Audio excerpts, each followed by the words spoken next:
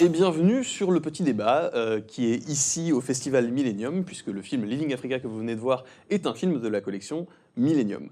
Justement, nous avons ici sur le plateau deux personnes qui vont nous permettre d'aller un petit peu plus loin après la vision de ce film. Nous avons ici Colette Njongan. Bonjour. Oui, bonjour Thomas. Et nous avons aussi Olivier Jourdain. Bonjour. Je vais vous demander juste avant, pour commencer, de vous présenter un petit peu et de nous expliquer qu'est-ce qui vous amène ici. Je suis Colette Njongan Fonke et très impliquée dans la communauté d'origine africaine, dans tout ce qui concerne les problématiques des pays d'où on vient. Et donc, du coup, je me suis intéressée aussi au film et je crois que c'est pour ça que je suis là aujourd'hui. Exactement. C'est parfait. Et vous, Olivier? J'ai réalisé un film au Rwanda sur la sexualité qui s'appelle L'eau sacrée. Et j'imagine c'est mon point de vue de réalisateur, mais aussi de quelqu'un qui a voyagé pas mal dans plusieurs pays d'Afrique. L'idée, c'est de discuter un peu, partager nos points de vue, nos différences ou pas. Et justement, puisqu'on parle d'éducation sexuelle, c'est un sujet qui est connexe avec le vôtre, puisque dans L'eau sacrée, vous suivez justement la question de l'éducation sexuelle au Rwanda, donc un pays qui est limitrophe. Et il y a une différence quand même majeure entre le film Leaving Africa et le film que vous avez réalisé. Parce que dans Leaving Africa, on a une ONG donc européenne qui vient apporter un point de vue dans un pays d'Afrique. Alors qu'au Rwanda, justement, ça n'a rien à voir. C'est quelque chose qui vient du Rwanda directement. Oui, moi je me suis plutôt intéressé à la culture rwandaise, et j'ai suivi des Rwandais et comment ils vivent leur sexualité, qu'est-ce qu'ils transmettent. Et là, c'est vrai qu'on a plus un point de vue externe, un peu une vision de l'homme blanc sur une réalité. Je ne dis pas qu'ils essayent de la transformer, cette réalité, mais il y a quand même un peu sur de prosélytisme, sur l'envie de changer les choses de l'extérieur.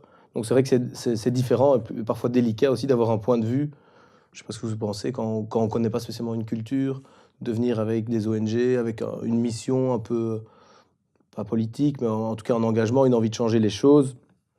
Comment est-ce que ça fonctionne? Est-ce qu'on arrive à changer les choses de l'extérieur, ou est-ce que les choses se changent finalement de l'intérieur avec une vision qui est adaptée à la culture? Mais moi, je constate déjà que de moins en moins, l'Afrique supporte le fait que des personnes viennent de l'extérieur, essayent de leur apprendre comment vivre. C'est comme ça qu'ils voient les choses, quoi. Exactement. Et donc, de moins en moins, les peuples africains supportent ce problème, mais restent quand même assez ouverts aux échanges. Ça, c'est bien. Les échanges, ils restent ouverts sur l'extérieur puisque on voit la télé. Grâce à la télé, grâce aux réseaux sociaux, on voit tout ce qui se passe à l'extérieur. Et donc, automatiquement, il y a quand même un mélange, il y a quand même des échanges. Mais sur le plan des habitudes, des coutumes, ça reste quand même leur domaine propre. Et pour changer les choses de l'extérieur, c'est très compliqué. Et justement, pour rebondir sur ce que vous disiez, donc pour vous, la culture et la diffusion de la culture extérieure vers l'Afrique a plus d'impact que le travail des ONG? C'est simplement le fait que si les ONG arrivent sur place, il faut qu'elles travaillent avec les équipes sur le terrain. Il faut vraiment s'imprégner de la vie sur place, de collaborer étroitement avec les personnes qui sont là. Et là, elles avancent. Mais si c'est juste pour venir enseigner comme ça, venir dire, voilà, nous on connaît, chez nous c'est comme ça, il faut faire comme ça, même si que ce soit bien ou pas bien, que ce soit quelque chose que les personnes partagent, ça ne va pas passer. D'ailleurs, on a une différence d'utilisation de moyens entre votre film et ce film-là. Là, on est dans quelque chose de très local. C'est de l'éducation qui est faite famille par famille, village par village, alors que vous, c'est une méthode de diffusion globale par la radio. Est-ce que vous pensez que ça a plus d'impact quand c'est global ou quand c'est localisé comme ça? C'est clair que la radio a un plus grand impact général, mais est-ce que ça change vraiment les mentalités? Tout ça, je pense que comment changer ou transformer quelque chose, c'est de l'intérieur. Et donc ça rejoint un peu ce qu'on dit avant, c'est que c'est toujours difficile de venir de l'extérieur et de dire quoi changer. Donc je pense que c'est pas le fait que ce soit à la radio ou quelle que soit la manière, c'est plutôt de comment c'est présenté et s'il y a même une volonté politique du pays même de transformer les choses. Je pense que c'est important d'avoir les choses en main et de pouvoir choisir de son destin, quoi. C'est quand même hyper important pour un pays de décider ce qu'il a envie et de ne pas venir monitorer, de dire qu'est-ce qu'il faut penser, qu'est-ce qu'il faut manger, qu'est-ce qu'il faut faire. Ouais. En parlant des mœurs, justement, donc, encore une fois, l'Ouganda et le Rwanda sont deux pays limitrophes. Vous avez travaillé donc sur quelque chose de traditionnel, l'éjaculation féminine vue traditionnellement au Rwanda. Et on sent dans le film Living Africa que justement parler de sexe et parler des pratiques sexuelles est assez tabou, assez difficile, et on sent une éducation qui est assez limitée. Est-ce que vous pensez que c'est une façon aussi de témoigner d'une société où la libération de la femme et où la connaissance du plaisir féminin et du corps de la femme est amoindrie, et est-ce qu'au Rwanda, la culture est différente ?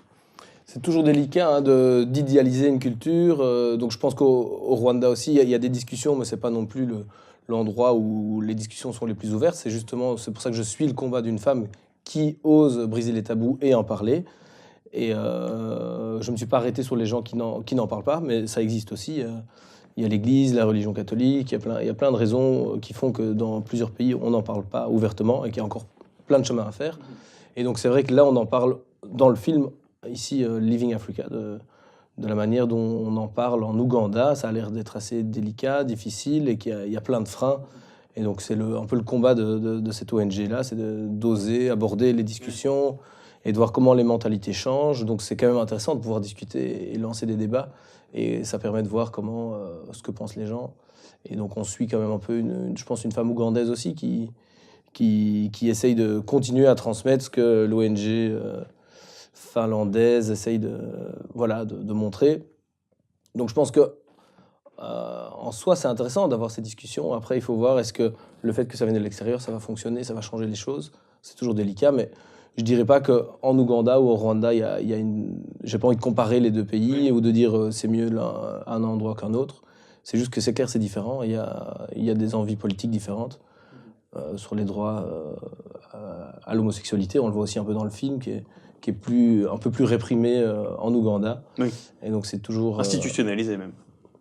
Oui, il y a des lois qui criminalisent l'homosexualité là-bas, et donc ça c'est sûr qu'on aborde légèrement le sujet, mais sans creuser dedans non plus, mais on voit que ça a l'air d'être problématique. Avant d'aller plus loin, je vous propose de regarder une interview de Iris Arma, la réalisatrice du film. My first idea was quite simple, to make a film about some Finnish NGO that has the aim to empower women. And I started to make a research and searching for different kind of Finnish NGOs to find a project that would suit to my documentary film idea. And then I heard about this Finnish NGO called International Solidarity Foundation, and I heard that they have the project in Uganda to give sexual education for religious leaders. And I thought that, okay, religious leaders from different congregations and sexual education, that would be something quite interesting for the documentary film. In the workshop, I was touched about this, about how they wanted to know, how they really wanted to learn. And especially there is one story in the film, the story of Daisy. She's the villager. She is 34 years old and she has 8 children at her own children, and 7 of them are girls. It was amazing to follow her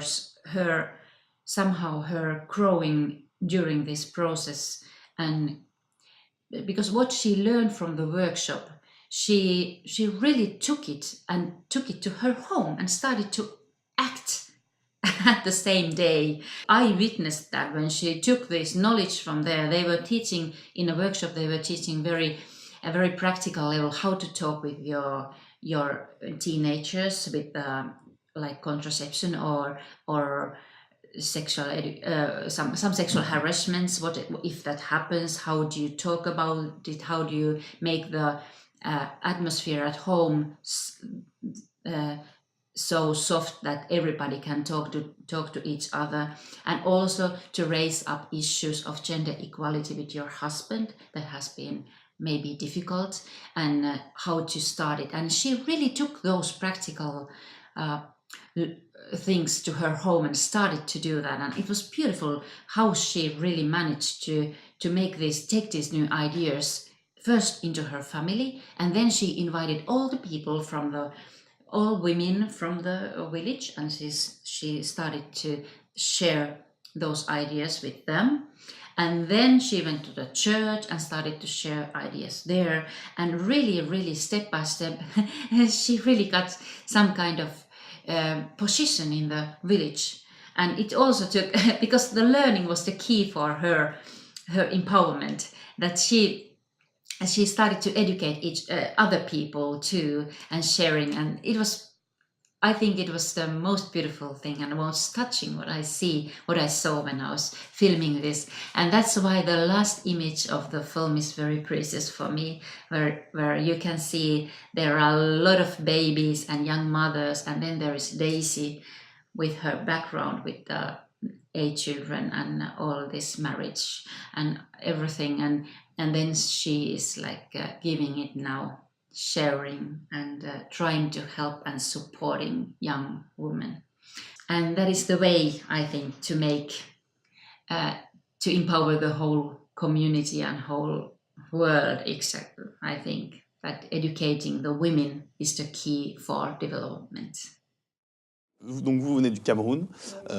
Est-ce que ce dont on a parlé à propos du Rwanda et de l'Ouganda, ça vous évoque quelque chose par rapport à la libération des mœurs au Cameroun? Est-ce que c'était la même chose? Ça fait un petit moment maintenant que vous êtes parti du Cameroun, mais est-ce que c'était l'état de la société, vous le retrouvez aussi par rapport au film Living Africa? Oui, en général, en Afrique, il faut savoir que l'Afrique, c'est un continent où il y a beaucoup de pudeur, en général, dans les coutumes, comme il a dit, dans les religions. Les religions ont fait que, voilà, il y a beaucoup de non-dits et de sujets qui sont tabous, qu'on ne veut pas aborder. Et donc, du coup, que ce soit au Cameroun ou dans d'autres pays, je crois que d'autres pays d'Afrique, moi j'ai retrouvé ça aussi dans d'autres pays. Et comme il a dit, il a bien expliqué que certains pays sont un peu plus ouverts, sont un peu plus avancés. Et chaque pays est à son étape. Au Cameroun, je peux dire que, sincèrement, c'est pas parce que je suis du Cameroun, il y a des ouvertures, il y a beaucoup d'ouvertures. C'est quand même un pays assez ouvert, mais dans aucun pays d'Afrique, on aime que les gens viennent montrer ouvertement, oui, En parler librement. Oui, pour ouais. parler librement, on se dit toujours, mais surtout les comportements sexuels, on se dit, mais même s'embrasser déjà, une femme et un homme en route, ça perturbe. On est encore à cette époque-là où voir une femme et un homme s'embrasser en route, on est toujours étonné. On se dit, mais pourquoi ils ne font pas ça dans leur chambre ou ils sont en train de traumatiser nos enfants et tout. Alors combien de fois voir un homme et un homme s'embrasser, c'est vraiment... c'est encore, je pense que c'est encore loin de là. Mais c'est ça aussi qui est dérangeant, parce qu'il y a souvent cette idée qui peut, en Ouganda, être perçue, c'est ok, on va vous donner de l'argent seulement si vous combattez l'homosexualité. Alors du coup, ça crispe aussi les gens. Ils disent ok, vous voulez bien venir nous aider à condition de faire ceci. Et je pense que c'est ça qui crispe les gens aussi, qui les font camper sur leur position.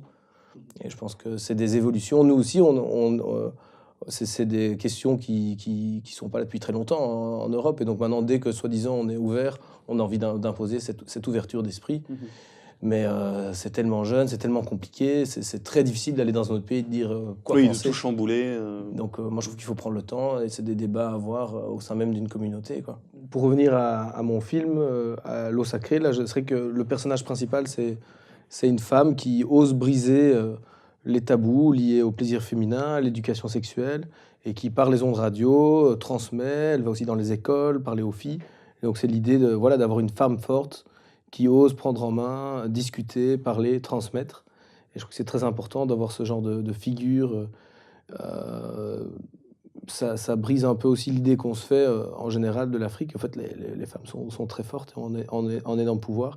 Et ça fait du bien de le voir aussi, je pense, de suivre quelqu'un qui est totalement décomplexé, qui arrive à partager des choses, transmettre des choses. Donc pour moi, c'est très important de montrer Et est-ce que vous pensez que ça a plus d'impact, le fait que ce soit une femme plutôt qu'un homme, à ce rôle-là? Ben, surtout lié au sujet, puisque ça parle dans mon film, Pour ça ça, parle du plaisir féminin et de la Mhm. sexualité féminine. Donc c'est sûr que c'est important que ce soit une femme qui le dise et pas toujours, un homme.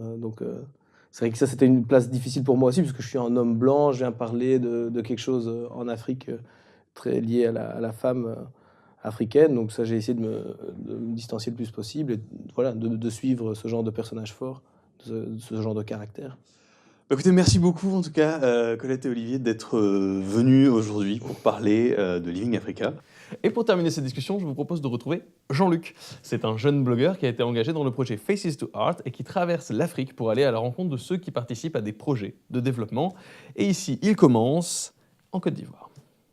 I am part of Faces to Art, which is a program initiated by the European Union, and it's a program which consists of taking 4 bloggers to an adventure around the world while discovering various projects that the European Union funds. And what we do is that we get to meet different beneficiaries, different people whose lives have been changed by those projects. Ivory Coast, as a country that has recently gone through conflicts, it's also a country that is still fighting, that is still battling with violence against women and girls, where this issue is still a big problem. It's linked to the way cultural beliefs in some way allow the society, allow men to think that it's okay to do such things. Talking about violence against women and girls is still a taboo. People do not feel open, do not feel free to discuss about it, which now brings to the even riskier side that when there's a situation where violence has occurred, then the victims do not feel open to report the situation to the authorities, to the justice to be resolved. But also, I'll be optimistic because something's being done on the ground. Many organizations, local ones, as well as international ones, are tackling the problem. And the results are being seen. People's mindsets, people's mentality is being changed. And this subject is a little bit changed from being a taboo to a subject that people can talk about, that people can report about, because it needs to be eradicated, which wasn't the case before. The Center of Kabuikiva is a transit center for young girls who have undergone situations of abuse, of sexual abuse, of physical exploitation. And most of them are girls who have been sold or given away by their own families to some kind of adults who take them to cities, to Abidjan, the capital city, to come work as house girls, but yet promising to their parents to send them money, to treat them well. But these are just kids, they're defenseless, they're just young. When those adults get them to the cities, they start to abuse them, sometimes sexually, sometimes physically. They start sometimes beat them, they start not to feed them. Of course, they never take them to school. To the point where these young girls cannot take it anymore and they just flee out of the house. Because these girls have gone through abuse, they have forgotten what being part of people who love you feels like. So that's the first thing that the center does, make them feel loved and make them back to a family.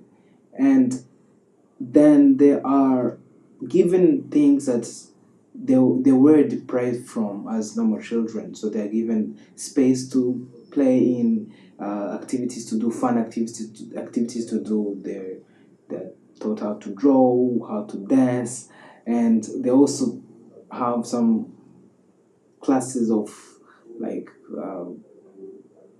basic things like how to count, how to write, everything possible is made by the center to make them feel in a family. And listening to what they have gone through at such a young age was a very touching moment for me. And if there is a lesson that I learned, is that government need to invest more in this issue of protecting women and girls' rights, of eradicating this issue of violence that is done against women and girls. Because I was imagining, if these girls haven't been rescued from the situation they're living in, or even think about girls who are still undergoing those, what kind of women, what kind of mothers are we thinking they are going to be for tomorrow's society? So if we want to empower, to give our society exact tools that will make it better tomorrow, we need to focus on empowering, on letting women explore their full potential, and removing any barrier that is blocking them from realizing their dreams, from being people that the society needs. And part of those barriers, violence against them is at the first place. And a society that does not guarantee rights of its women, it's basically a society without a future.